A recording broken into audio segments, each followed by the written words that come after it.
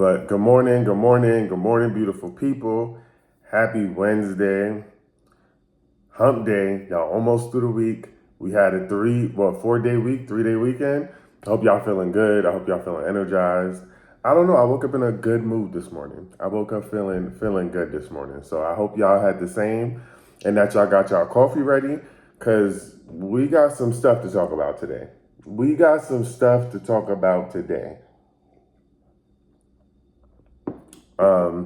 And of course, we got to start with the Diddy trials. And we coming in hot this morning with the Diddy trials because I feel like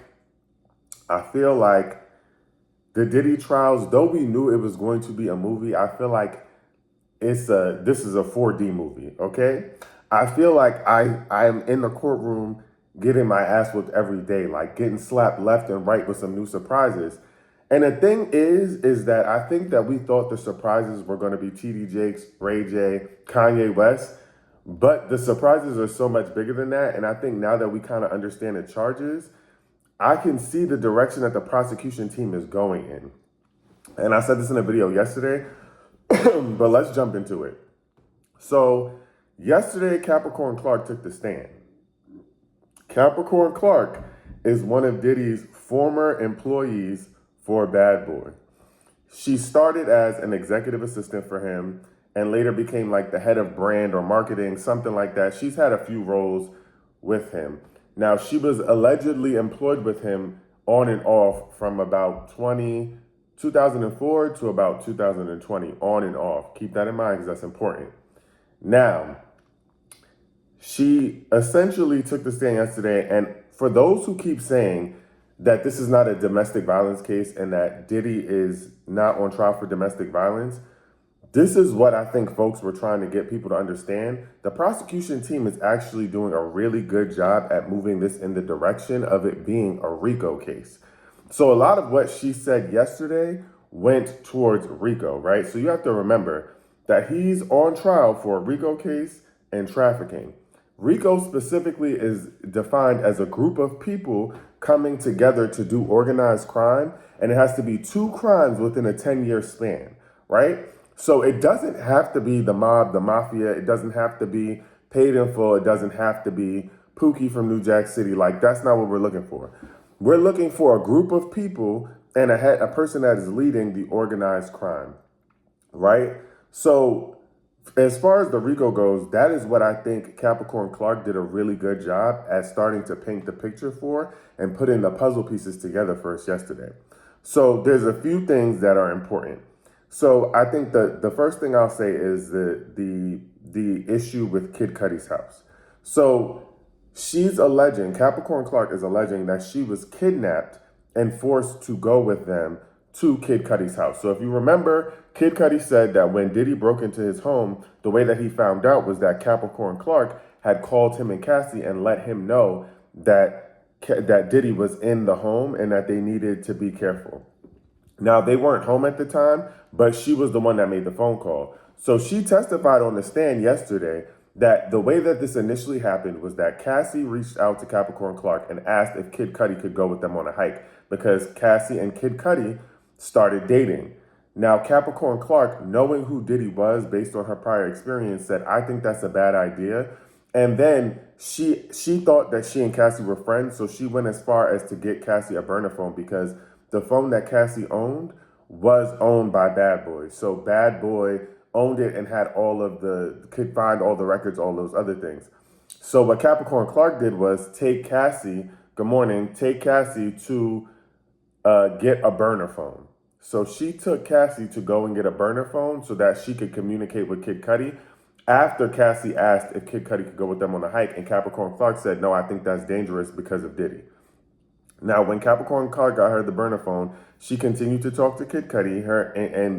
In Capricorn Clark's eyes, her and Cassie were friends. Now, one day, she came. Cassie, I guess that the night that Diddy found out about Cassie and Kid Cudi, that's the night that Cassie called Kid Cudi, and Kid Cudi went to pick Cassie up from wherever she was at, and they went to a hotel in Hollywood. Now, Capricorn Clark says while they were doing that, Diddy showed up to her home with a gun in his hand, looking disheveled. Like his shirt was all undone. He looked very enraged. He was upset, and he started banging on Capricorn Clark's apartment door. Now, Capricorn Clark is saying that he had never been to her home before that. And when she answered the door, he was really enraged and he had a weapon in his hand. The weapon in his hand is important. So he was upset with Capricorn Clark, and he basically said that why didn't you tell me? And why, if you knew that they was dating, blah, blah, blah, blah, blah. So then Capricorn, and to me, it sounds like Cassie was the one that told him everything that happened with Capricorn Clark. Not that I'm saying she did it by her own free will, but it sounds like he knew a lot based on what Cassie told. So Capricorn Clark was telling him to calm down, and then he was like, we go into Kid Cudi's house and we're going to unalive him now. Now, Capricorn Clark says she didn't want to go. He says, get your stuff. We're going to Kid Cudi's house now. We're going to unalive him. Now, the important part when it comes to kidnapping is that he had a gun in his hand.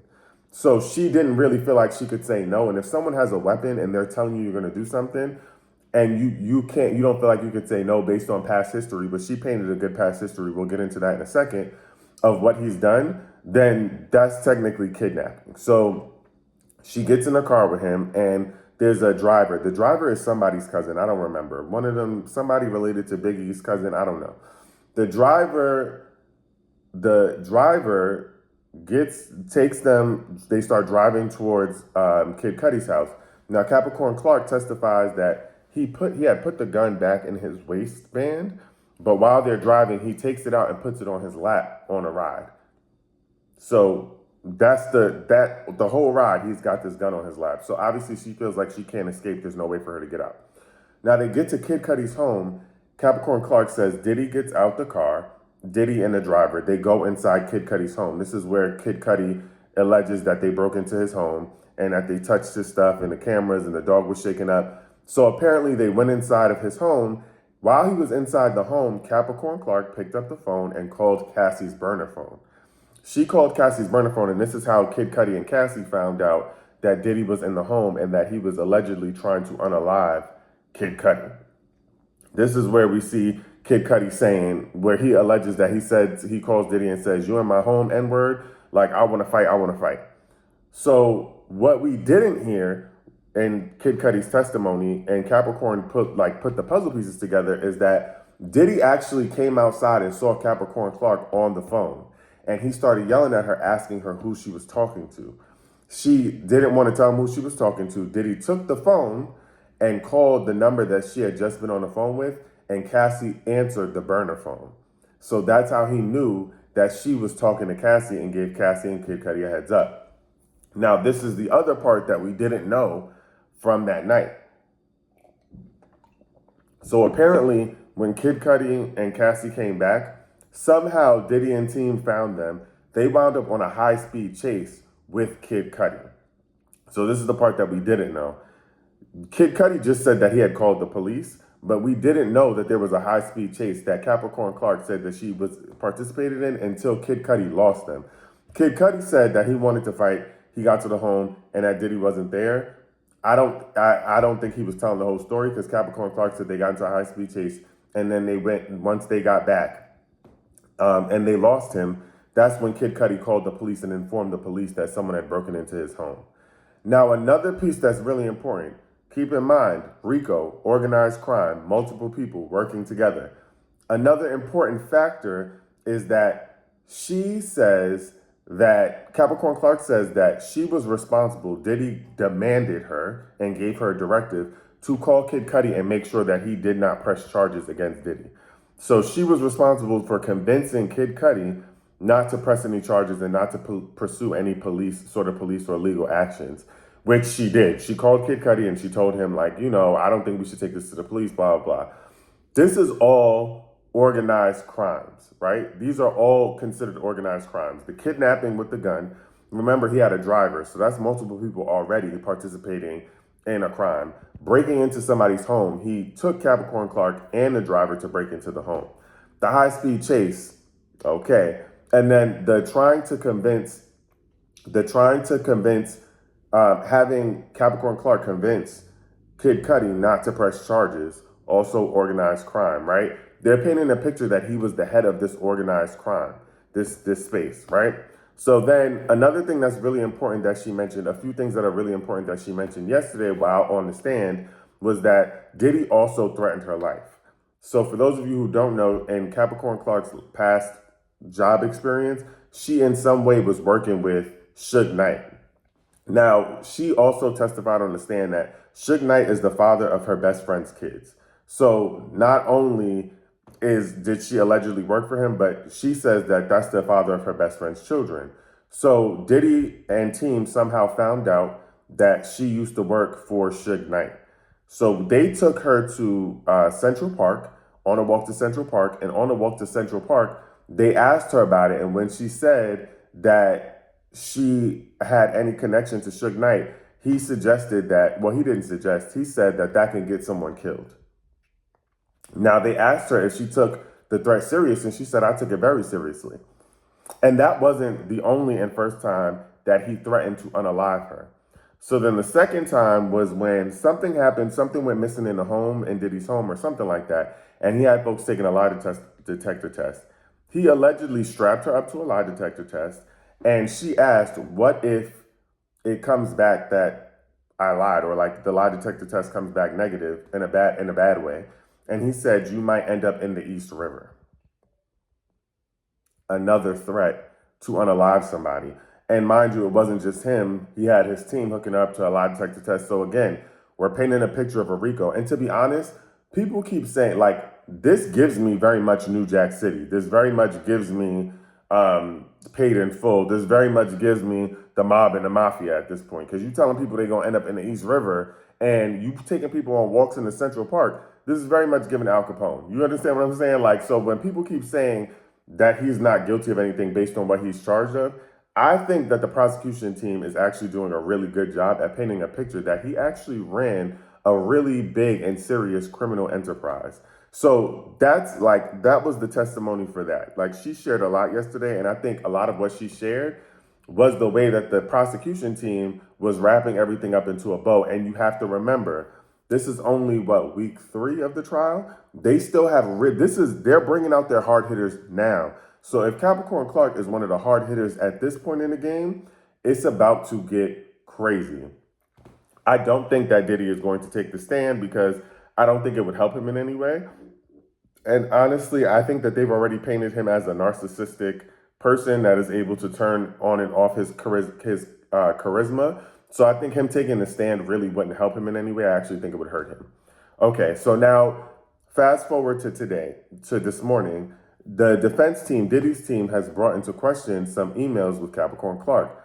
Now, the reason they brought into question these emails is because yesterday they made a big mistake. Let me tell you about the mistake, and then I'll read the emails to you all directly that they brought into question.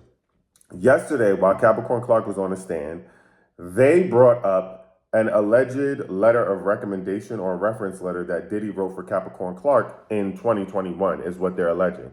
They present it to her and they say, well, didn't Diddy write this letter for you in 2021? Now, the reason they brought it up is because Capricorn Clark was saying that essentially Diddy had fired her a few times and basically barred her from working. Like, he basically barred her, blackballed her from the industry. She couldn't get a job anywhere. She couldn't support her and her kid. She had been trying to get a job. She even got so far as to getting a job at a really big record label. And the day she was supposed to start, they reneged on the job offer. This is what she said on the stand. Now, they brought up this letter of reference or recommendation that he allegedly wrote in 2021. When Capricorn Clark saw the letter, she said that wasn't written in 2021. That was written in 2012. Okay. Now, the reason that this is important, so their team, the defense team, was confused because they were under the impression that was written in 2021. So Capricorn Clark said this was written in 2012 as a part of the settlement that Diddy and I had.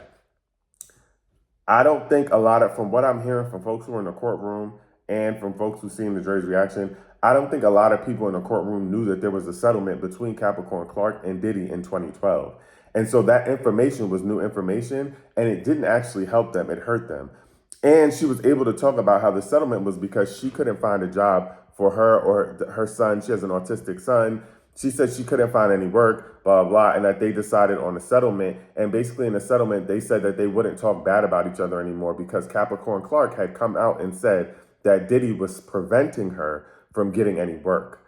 So now the defense team has presented this thing almost trying, because they were trying to essentially say their goal is to discredit Capricorn Clark. She's a huge witness in this trial, and their goal is to say that she's not a credible source and that she is not going to actually do anything to benefit because she can't be trusted. They're also trying to paint her as a disgruntled employee because she's been fired a few times by Diddy. But I think the last time that she was terminated was like in 2020. And she took a meeting with them as soon as recent as 2024, allegedly.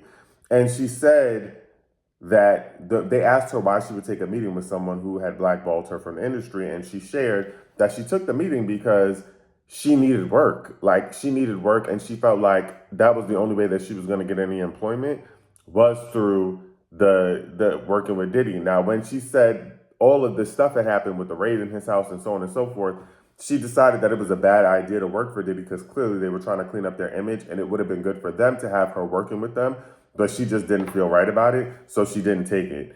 Now, they're also trying to show that she's not a fan of Cassie, because yesterday on the stand, everyone kept talking about how she said that Cassie is not no Mariah Carey or no Whitney Houston.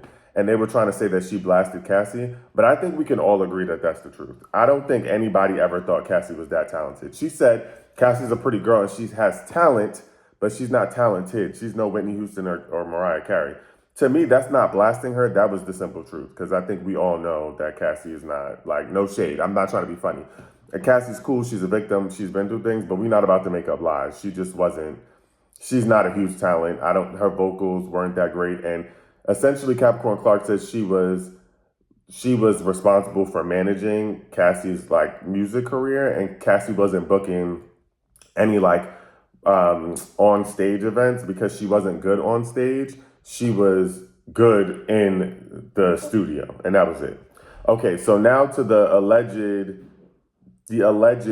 emails that they presented today in court to use against Capricorn Clark. So Capricorn Clark emailed Diddy on September 30th of 2014, and she said, "Hopefully you'll forgive me soon. It's been long enough. I feel like you forgave everyone but me. Always be well, XX."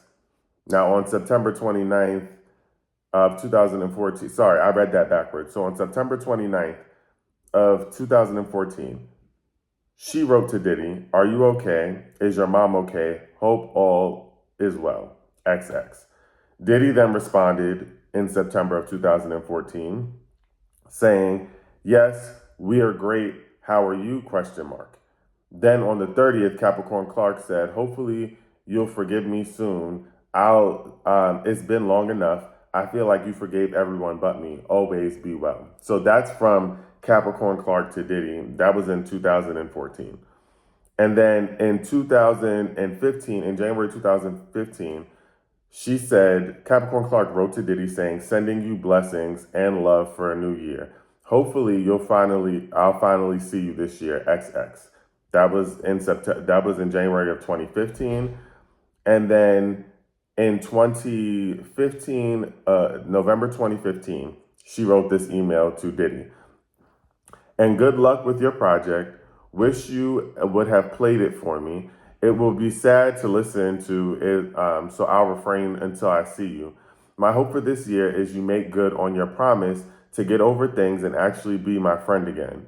Hopefully, retrospect has taught you that I just minded my own business and grown people did what they wanted." Hold on, sorry. I think is being Cassie. "She was clearly never my real friend because she didn't clarify that for you. So many of your other so-called friends knew about things too, and you still F with them. She just must have wanted me in particular gone. I realized that later. You somehow took Nas from me and I moved on happily with my life. Shouldn't that be enough? He's dead to me, and I'm guessing that was the point you tried to make. Well done. I could care less about the tragically flawed human. Good riddance. Anyway, I disagree. Looking forward to hearing from you this year. Like I said, like you keep saying every time I reach out, I'll be trying I'll have been trying for a few years now. Have a great birthday and blessings on your new album. I'm sure it'll be great. Sending love. So I don't know what she means by you took Nas from me. I don't know if her and Nas were dating. I don't know if her and Nas were whatever, and Diddy basically cut ties, or she was working with Nas. But it sounds like he did something to blackball her yet again. Now the defense is presenting this because they're trying to make her seem like a disgruntled employee. To me, I feel like that didn't really help their case. It sounds to me like she's begging for her job, like she's begging for her job back. It also sounds like she got caught up in a crossfire of whatever happened between Diddy and Cassie. I don't think that it really helps the defense team, but I think that they're trying at this point to make her a not credible witness. And from everything I've seen so far, she feels like the most credible witness, and she's the one that's able to tie most things together because she was around the longest. So she's officially done taking a stand, and today, apparently there's supposed to be someone from the LAPD taking the stand for Diddy today, and I think someone from the fire department in regards to the arson that happened when it comes to Diddy's car. So that's what we know so far from Capricorn Clark. But I will say that I believe that she was one of the first people to start really making waves in terms of Rico cases and making clear statements. Like, she was a direct eyewitness to a lot of what happened. And I feel like her testimony is going to be a big one, especially for remember, they're trying to prove to a jury that he's guilty. And I feel like based on everything that the jury needs to know, that's easily going to be able to present him as someone who's guilty. So that's what we know so far. This is Kid Cudi's car. If I said Diddy's car, I meant to say Kid Cudi's car. But that's everything that we know thus far. So, stay locked in on that. And I'm going to, of course, keep you all up to date as much as possible. Now, another thing that is important is that the Shade Room was able to obtain footage from Tory Lanez alleged poking. He got poked up in jail. Now, I know y'all hate the Shade Room, so I'm not going to get into semantics about the Shade Room because we know y'all all hate the Shade Room. I have not dismissed them completely yet because I don't know. I feel like they be having good content, but I'm going to show you all the video, the alleged video. Let me see if I can turn up the volume. But here's what the Shade Room shared. It's on Twitter.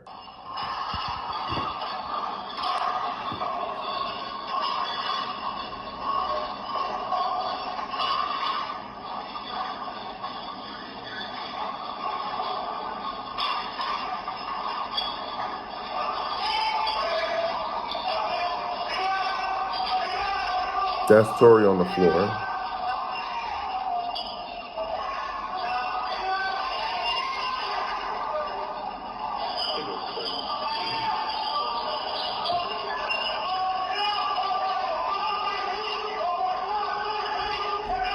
And that's Tory running. That's Tory running from getting poked up. Now here's what I'll say. Sorry, hold on. So here's what I'll say. That was Tory allegedly getting poked up in prison. This is the video that the Shade Room obtained. Now, a few things. One is that I will say that I can't really tell if that's him in the video because it's blurry and not so clear. It does look like he was getting hit. Doesn't look like he was getting poked up. The same way that they needed to see evidence from the bullet fragments in Megan's foot, I want to see the stab wounds from somebody medical. I need evidence because there's not enough evidence in that video. You can't even see his face. But allegedly, that's the video. Now, if y'all remember, I shared the fact that there was an interview from the inmate who allegedly poked him up in jail. And the inmate said that a few things. The inmate said that him and Tory had some long-standing beef. Him and Tory the beef had been going on for a while. They used to be friends. He says Tory Lanez kept walking around saying that he would run it with anybody, like he would catch the fade with anybody, and that he would poke anybody up in jail. And the other inmate said that he kept feeling like Tory was threatening him because why do you keep bringing that up every time you're around me? And then he said he asked Tory about it, and Tory was like, nah, I don't want no smoke, because I guess he asked Tory, do you need that? And Tory was like, nah, I don't need that, I'm good, no smoke. And then he said Tory was still being weird. Tory showed up to his cell, which you can see Tory's the one standing outside of his cell. And yes, TMZ did an exclusive interview with the man who allegedly poked Tory Lanez up. I know that sounds crazy, but they did. Let me see if I can try to play it for you all, because honestly, it'd be better hearing it from him, but let me see if I can find the interview for y'all.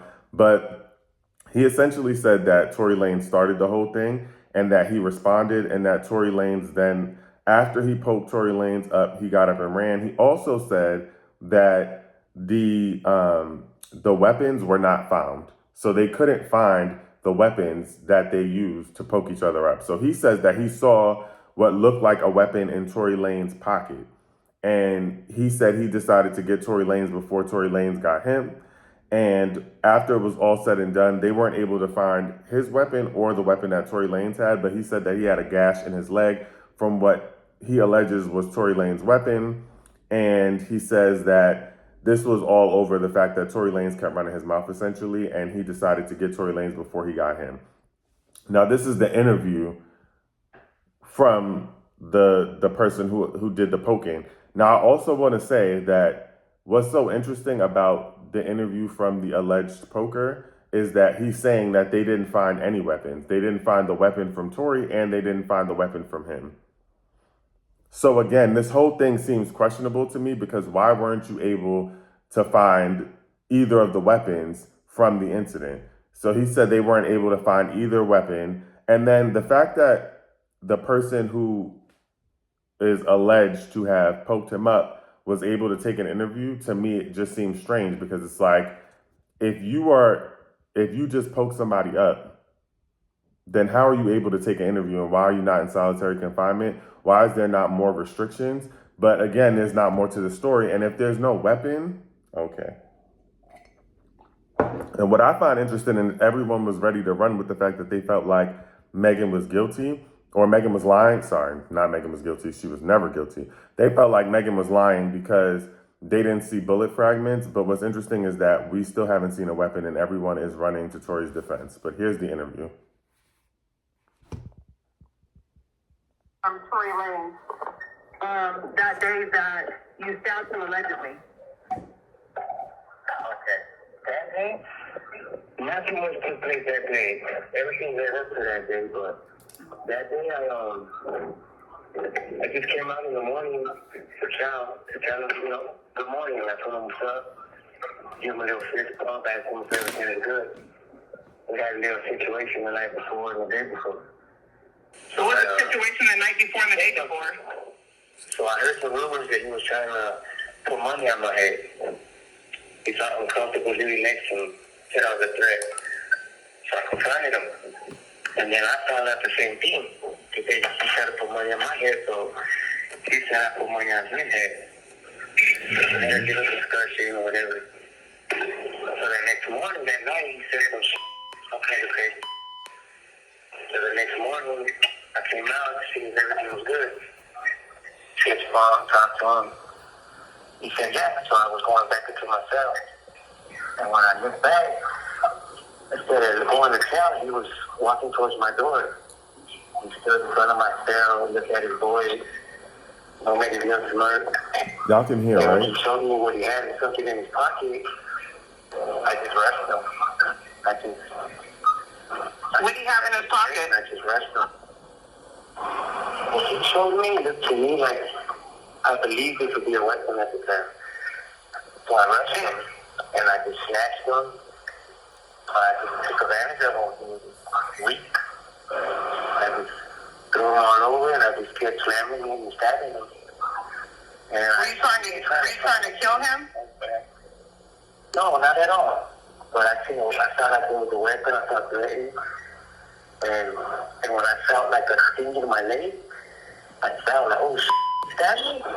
So I moved back, and I kept stabbing more. And I seen that he threw something, so I was like, what the is that? So I just kept going. After he was yelling, hell, screaming, please help me. I just kicked him once, and I tried to tell him to look at me. And then I just let him go, like, I just saying like, man, you trying to kill me? What were you guys like? I know why, but why would he pick you out of all people to want to put money on your head? Well, what was the beef exactly about? It was really no beef. He just talked a lot. And I had confronted him a while back about always saying certain around me. Like, I'll take a fade, I'll knife up, I'll put a in his place. And to me, I feel like the second, third time hearing that in conversation, I was like, man, what you trying to say? So I approached him and told him that the son, like, just I'll come into your cell, we'll do whatever, like, just play the game then, because I felt like he was kind of antagonizing me, like testing me, like if someone was afraid or something. We were cool at the beginning. We were cool for like a year. We chilled, kicked it together, everything. They did. Oh, because they're not on that type of prison yard, Michelle. Okay. I don't know. They got like little fractions, but she was more like it was different. She started kicking it with certain people, you know. And when we started doing that, that's kind of when we had our little misunderstandings and we stopped talking as much. But we were neighbors for a while. I've been on him for about 2 years already. Okay. And during the situation when you and him grew a friendship? Yeah, we were cool. We chilled, we ate, we drank, we partied, we kicked it. Yeah. We partied. That's what did it for me. How much did the guy tell you that he paid to have you killed to get off the yard? Well, he said double whatever I was offering, but I never made that offer. That's what I never understand. He said that someone told him I offered people money to get rid of him. So he said he would give that person double and some dope and stuff. Truth be told, I never offered no money. Like, why would I offer somebody something I could do? It didn't make sense. But once he yelled and made threats and I'll have you killed and, you know, have a You could tell the interviewer thinks he's lying when she said, I felt like, all right, you threatened my life. Like, there's nothing else to do but confront you.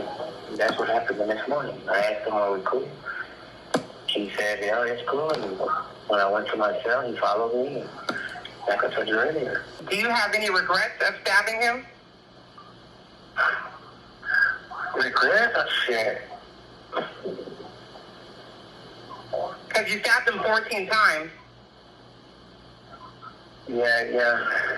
I know that. I wish. the rest of it is really pointless, but she asked him at some point how Tory Lanez got away. He said he let Tory Lanez get away. He said, I looked at him, I kicked him, and I let him run. And he said Tory Lanez got up and started running away, screaming, help, help, help. And that's how people found him and were able to help him.